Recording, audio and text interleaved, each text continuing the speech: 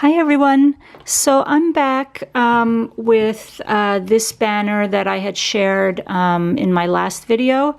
I was planning on creating another one. So I did have a question or a comment saying that, you know, they wish that my subscriber said she wished that I had shared how I created this. So what I did was, since I'm not like the best editor and all that kind of like voiceover kind of video person, video creator, I went ahead and assembled everything but one of the panels, and I'll walk you through it live, I guess, step by step on how I created it. So what I did was I started, you know, I assembled everything, put it on the ribbon, and backed it, you know, and I'll show everything that I do up to this point, glue it onto the ribbon and the backing, and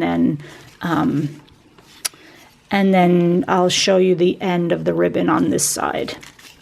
Okay, so let me just put this to the side for now, and I will bring it back later. So what I did was I cut and I shared all the dies that I had used, so nothing has changed. I cut this from, you know what, let me lower you guys down. Maybe it might be easier. Okay. So I cut the tag from the paper tray ink, you know, I shared it in my last video, and then I mounted the die cut square, okay? So at this point, since I know the layout is all going to be the same, I knew what I was working with. So I'm going to put the circle here, but for this particular project, I am going to ink the edges, and I'm using this Lawn Fawn cranberry. Okay, so I think for the paper and the feel of this project, I'm just going to ink the edges on it. So, okay. And what I did was, where are my tweezers? I had already gone ahead and mounted the foam tape. You know, dimension on your project is a personal preference, I guess. I'm not going to tell you to use pop dots or 3D dots or glue. You know, that's really up to you. This is just how I feel my way through a project. I don't like to have everything just flat on top of each other, and I think that comes with practice and your preferences and how you like something to look. But sometimes the key to layering is a lot of textures and different dimensions on layers. Okay, so now I have this, and what I did next was I did fussy cut more hearts and ink the edges on that, right? So what then I do is, because I know that my last panel, and it didn't happen, I had made a mistake on my last banner, because I went from the heart being here to being on the left to the right. So I'm going to mount this heart on the left. Okay, just so that my project looks all even. Now again, that's a personal preference. That's just how I like my projects to look. You know, handmade, sometimes you make mistakes, it's okay. So if, you know, all your hearts are going in one direction, that's just the way it is.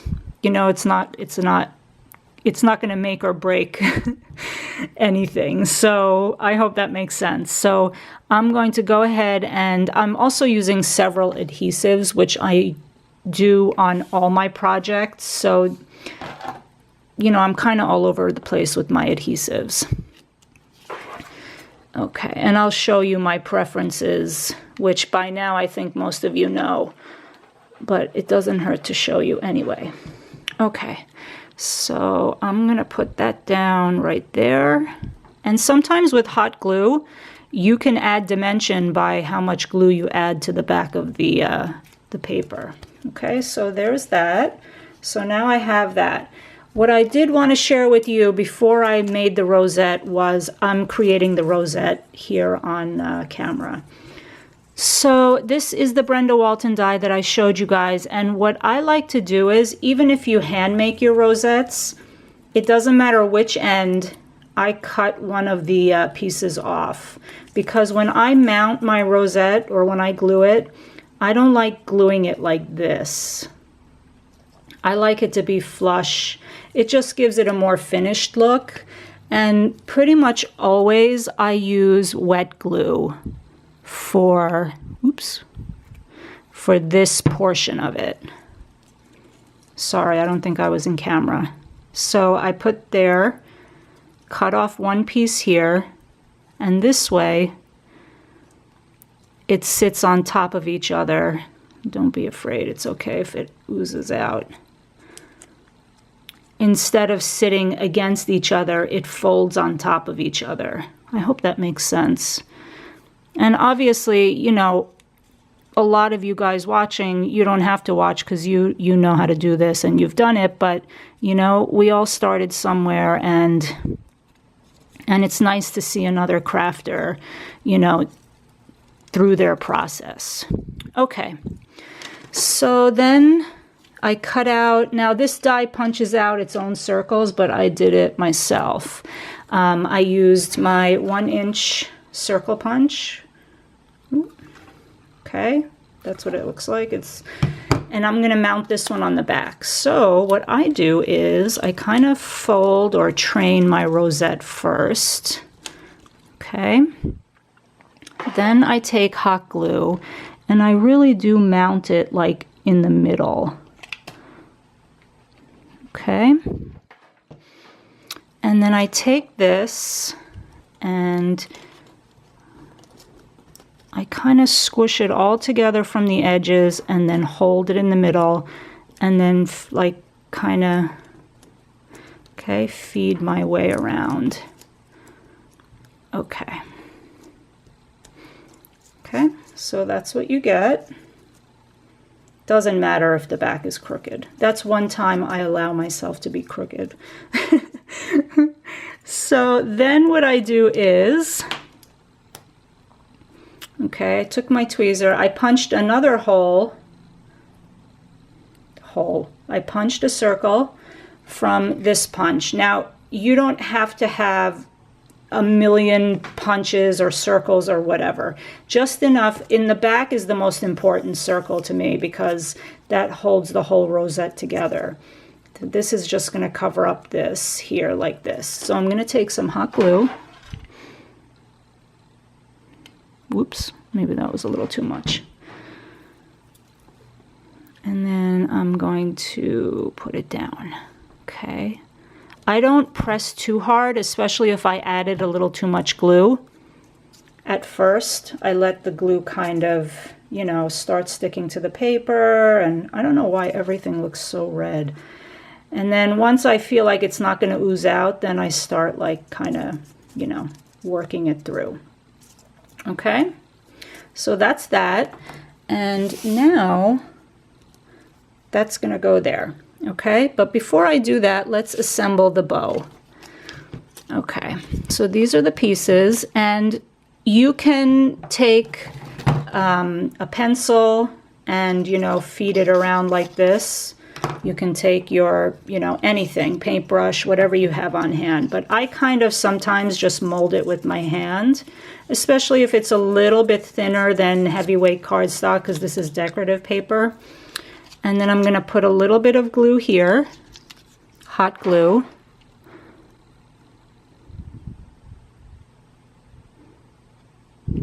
Okay, I put a very thin strip. You really don't need a lot. And then I'm going to just join these two in the middle.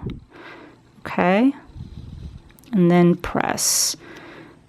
Okay, sometimes it will ooze out, but it's important that you just, you know, a little goes a long way, especially because you're going to be wrapping that thing around it. And then I take another,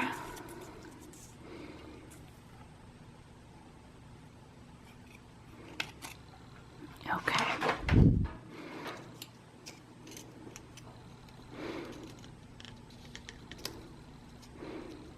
Okay, There we go, press it together, right? And then I'm going to take this piece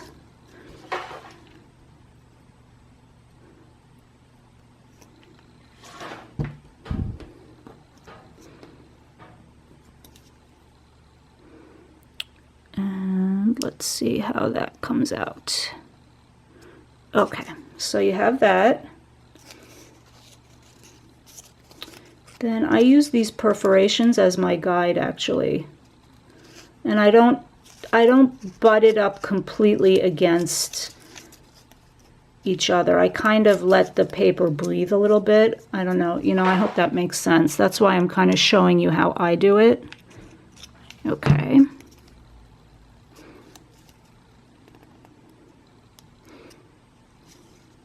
Okay. Then I take a look here and see what this is going to look like when it's folded. That looks about straight. And I use this as my guide as well, since I know that that's already glued down and straight. Okay. And there you go. All right, so we have our pieces now. And let's start to glue this. So again, I kind of try and put a little bit of a heavy hand, but all in the middle there.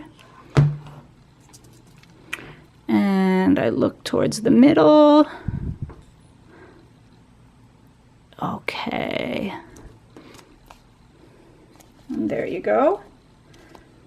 And this is the way I glue the bow.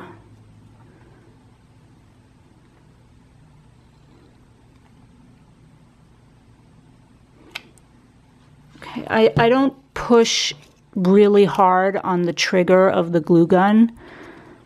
Kind of like I've shared how I squeeze the glue when I've done my shakers.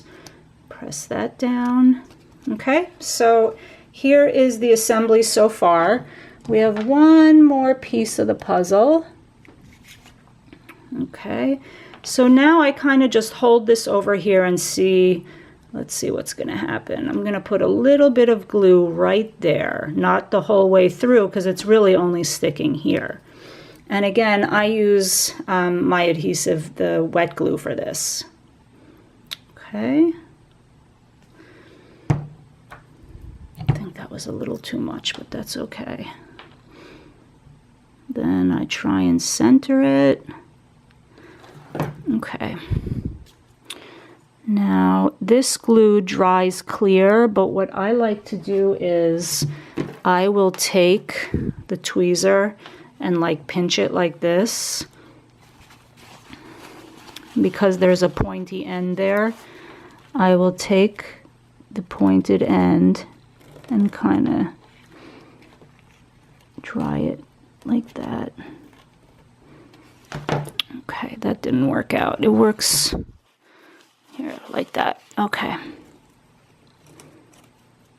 And then once that really dries, you won't see that. That's the beauty of that particular art glitter glue. Okay, so there we go. Now I'm running out of time, but I'll merge the videos together if that's what has to happen. Okay, so then here comes this part. So then what I usually do is I try to line up, I give myself a guide somewhere and try and line up all the ribbon onto one straight line. So if you can see there, I'm not going to line it right up against the line because I like to see if I can see a certain straight line that I might not see if I put it right on the white line. I hope that makes sense, but this is the way I do it. So it's just one of my little, you know, weirdnesses, or just the way I figure things out to be straight. I hope that makes sense. Okay. And I don't think that's going to give me enough room, so I have to give the ribbon a little more slack.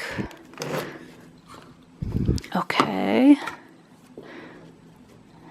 And I will be right back. Okay, so if you can see, let me see if I can zoom in even.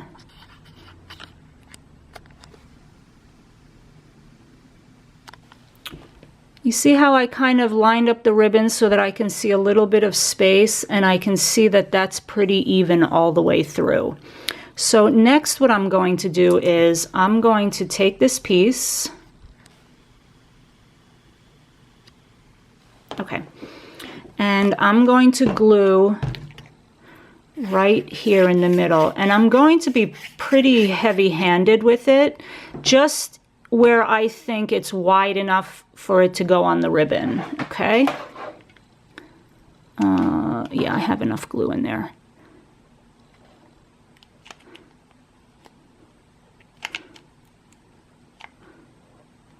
Okay.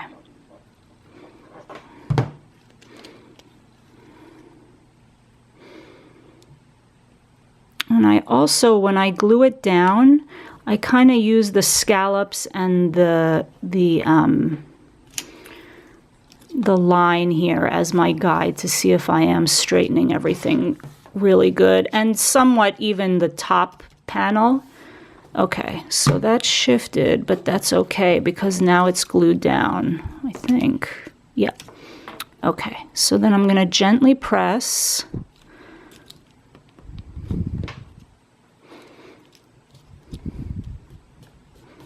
Okay. So at this point, this is what I have, right? I've already done the other panels, and this is the panel I have left now that I'm sharing with you guys. So what I like about this die and stitch dies in general is the stitching just kind of, okay. The stitching kind of shows in the back too, so you can use that as a guide to line up your square. Now this is the part where I use two different types of glue. I'm going to hot glue in the middle, but I'm going to take again my wet glue and I'm going to glue particularly there on the corners where I think the margin is where there is no ribbon. Okay.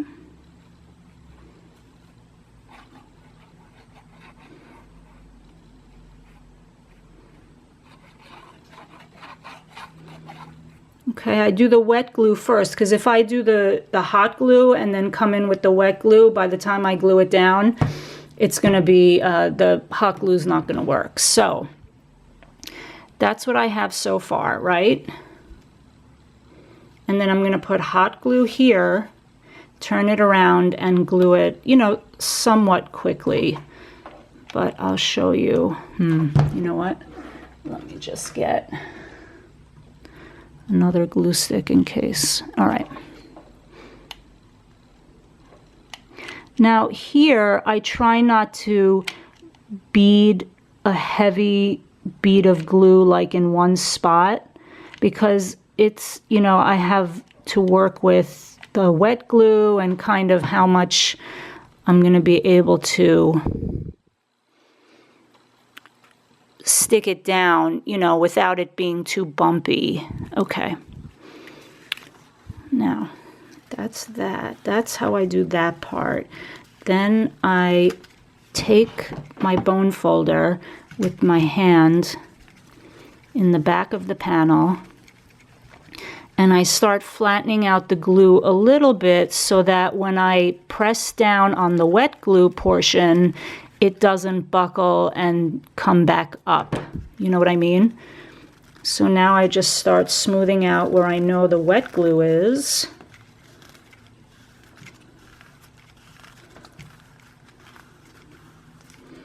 Okay.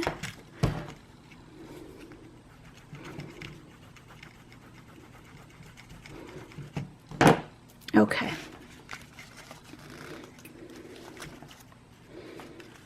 Okay, so this glue seems to be set. And I'm happy with how that looks. Okay, so now this also gives me a little bit more insurance that the panel is going to stay, you know, when you hang it up on the wall. Okay. Okay. So that is it. Now what I did for the ribbon, I mean, you know, not that it's like anything out of the ordinary, like I came up with such a brilliant idea. But what I do is, so now I cut, sorry, my floors are squeaking. I'm just gonna, you know, cut. And I put that to the side. I'm going to take, I try to cut this as straight as possible because when I glue it, I use the lines, you know, the stripes as my guide. Okay. Now I flip it back over and then I'm going to just put some wet glue. I'm going to fold it and see first how much resistance it's going to give me so I know where to glue it. Okay. This is a little bit tricky because it's, you know, hot glue and all right. But of course, I'm going to have to just cut a little bit off and start over because I don't like that it's crooked. Okay, so let's just train it a little bit because it is, you know, this is really nice ribbon. Can't believe that I've been hoarding it this long. Okay. Then I come in with hot glue. Oops. And kind of gently. Again, I don't, you know, press the trigger too hard. Okay, let's see if that works, because we can always clean it up later. That's there.